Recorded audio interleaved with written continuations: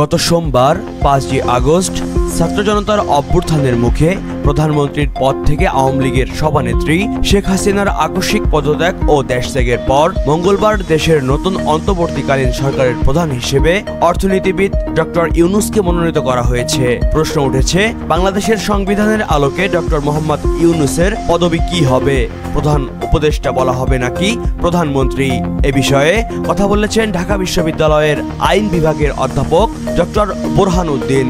তিনি বলেছেন, অধ্যাপক ইউনূসকে প্রধানমন্ত্রী বলা কিংবা সাব্যস্ত করার কোনো সুযোগ নেই, কারণ প্রধানমন্ত্রী হওয়ার জন্য যে সকল শর্ত পূরণের প্রয়োজন ছিল সেটা নেই। প্রধানমন্ত্রী হওয়ার জন্য জনগণ কর্তৃক নির্বাচিত হতে হয় এবং জাতীয় সংসদের সদস্য হতে হয়, যেটা ডক্টর ইউনূসের ক্ষেত্রে প্রযোজ্য নয়।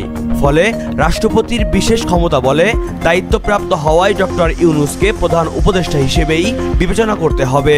তিনি আরও বলেন, রাষ্ট্রপতি তার ডক্ট্রিন অব নেসেসিটি ক্ষমতা অনুযায়ী এই অন্তর্বর্তীকালীন সরকার গঠনের অনুমতি দিয়েছে। মহিবুল্লাহ নাহিন, প্রহর 24।